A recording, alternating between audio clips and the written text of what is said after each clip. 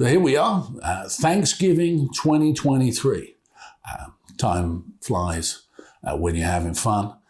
Remember getting back involved in local politics here back in the fall of 2016, running for the city of Sarasota, a liberal city, demographic of 58,000 people, about 38,000 registered voters, of whom about 65% are woke. A fool's errand, many people said. And what I learned, what I didn't know at the time, has changed my life. We all only get a certain amount of information. We tend to get information from the places that we trust, from our friends. What we don't necessarily realize is what's going on in our name. One of the most stunning examples of that in recent times is this case with Maya, made famous by the Netflix documentary, Take Care of Maya. Maya Kowalski was a 10-year-old girl who had a complicated pain syndrome. Her parents searched high and low, different doctors all over the United States to find her a cure. What they found was a doctor who prescribed her ketamine, and it released most of her symptoms. Subsequently, Maya found that she had some stomach pain and was taken to All Children's Hospital in St. Pete. And All Children's Hospital didn't like the diagnosis, didn't like the dosages of ketamine. And so instead of having an adult conversation, turned it into an authoritarian one. Within hours, Maya's mother and father were banned from seeing their child, and their child was kept essentially kidnapped by the authorities for over 50 days. During that time, Maya's parents attempted to use the legal system to turn it back into a normal, less adversarial situation, but they came up against Goliath, and they were David. It culminated in a court case in Sarasota. Ironically, this is an international story, where Judge Lee Hayworth, at the end of the hearing, having denied the parents' right to have Maya released to their custody, was then asked by Maya's mother whether she could hug her daughter. And he simply said no.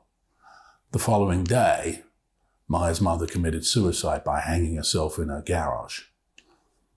Days after that, All Children's Hospital released Maya back to her father, and subsequent to that, Maya's recovery has become almost complete. Say, there's a story which is chilling. The power that the authorities, the institutions, the government has over all of us is something that we should all be very much aware of. They're also scared of simply one thing, not punitive damages, which were awarded $261 million. That won't bring Maya's mother back. It won't change the trauma that Maya suffered and still suffers to this day, 5 years later. What needs to happen is for there to be consequences, and what needs to happen is what happened with the Netflix documentary. Once people started talking about it, all hell started to break loose. Someone needs to go to jail. Someone needs to go to jail. One of the executives at John Hopkins, possibly the clinical social worker who lied pathologically on the stand.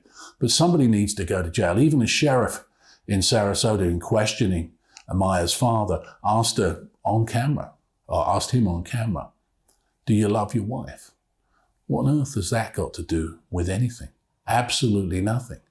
But it shows you that they had an outcome in mind, and they wanted to create a scenario where they kept a child from loving parents. When you take it all and put it all together, that's what we're up against. We're up against it not just in the healthcare system. Remember what happened with COVID and the scamdemic, the way that they keep and kept families away from dying loved ones. Thousands of people throughout the United States never had the opportunity to say goodbye to people when they were passing away. Government authority run amok. Incidentally, no extra people died during the whole of the COVID pandemic, according to the statistics that the government actually produces. maybe we all saved ourselves from other things, getting knocked down by cars. But the truth is that in the end, the only consequence of the pandemic was that hundreds of millions of Americans took an untested vaccine from which the pharmaceutical companies were given complete immunity if anything was to turn up. And let's be frank, it was never going to turn up in the first 6 months, although there are already concerns as to consequences of cardiac events in young people. But who's to say what's going to happen in 5 or 10 or 15 years' time? Joe Biden will be in the dim and distant past, but the consequences live on. So for those people that aren't terribly political, for those people that say, well, there's not very much that we can do, there absolutely is something that everybody can do. Everybody needs to fight. Everybody needs to speak out.